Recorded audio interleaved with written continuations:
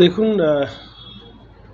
আমাদের খাদ্যাভ্যাসের মধ্যে বা হিন্দু সনাতন সংস্কৃতির মধ্যে নিরামিষ খাওয়ার প্রচলন রয়েছে।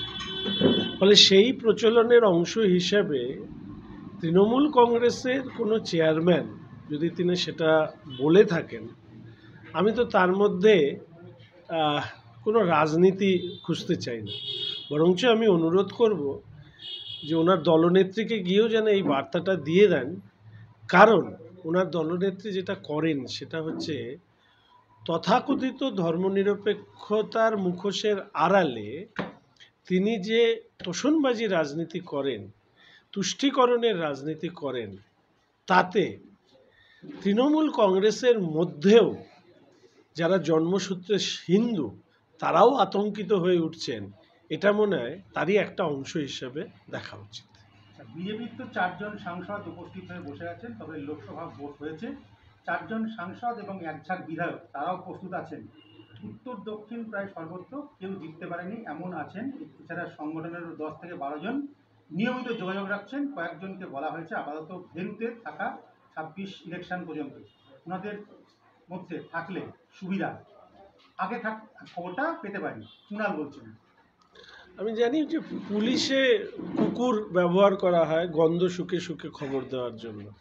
এখন কুণালবাবু তৃণমূলে এই অবস্থায় আছেন কিনা আমি এখনও জানি না। শুধু এইটুকু বলবো যে যে গন্ধ শুকে তিনি এ সমস্ত বের করেছেন সেই গন্ধ কতখানি সঠিক সেটা উনিই বলতে পারবেন। দলের অনুশাসনের থেকে বড় জাতিসত্তা।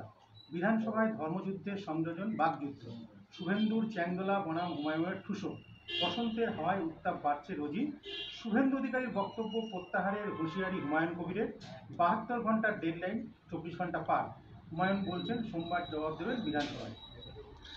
দেখুন, আমি সবসময় বলি রাজনীতির বাইরে রেখেই আমি সারা দেশের সারা রাজ্যের যারা জন্মসূত্রে হিন্দু আমাদের প্রত্যেকের একবার ভাবা উচিত যে আমরা একটা আইসোলেটেড পজিশনে দাঁড়িয়ে আছি। আমাদের কনসলিডেশনের দরকার এই কারণে, অন্য ধর্মের ওপর আঘাত করার জন্য নয়, নিজের ধর্মটাকে তার এক্সিস্টেন্সটাকে বজায় রাখতে। নাহলে ভবিষ্যতে সামগ্রিকভাবে হিন্দু অস্তিত্ব সেটা সংকটের মুখে পড়বে। তাই জন্য এটা এখন বড় প্রয়োজন। আর যে সমস্ত কথা বলছেন হুমায়ুন কবির টবির ইত্যাদি ইত্যাদি, এগুলো কথার কোনো দাম নেই। এই কারণে আমি হুমায়ুন কবির দিনে এক কথা বলেন, রাত্রে এক কথা বলেন, দলেই ঠুসো খান, উনি আর অন্যদের কি ঠুসো দেবেন। দীর্ঘ 52 বছর পর এই প্রথম 2024 সালে সাহিত্য একাডেমি পুরস্কার পেলেন না বাংলার কোন এক সাহিত্যিক।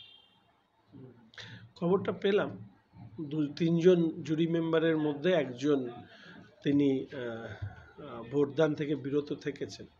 যেহেতু পদ্ধতিগতভাবে এটা হয়নি, কিন্তু কি কারণে হয়নি সেটা না জেনে আমি মনে করি না মন্তব্য করা উচিত। তবে এটা আমাদের দুর্ভাগ্য। আমি অনেক সময় বলি যে রাজনৈতিকভাবে মমতা ব্যানার্জি ক্ষমতায় আসায় যে শব্দটাকে আমার বারবার প্রয়োগ করতে ইচ্ছে করে, পতনের কোনো শব্দ হয় না।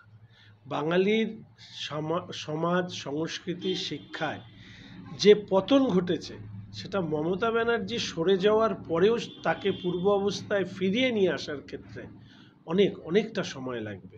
সাহিত্য একাডেমির পুরস্কার না পাও সেটার একটা অবশ্যই উদাহরণ।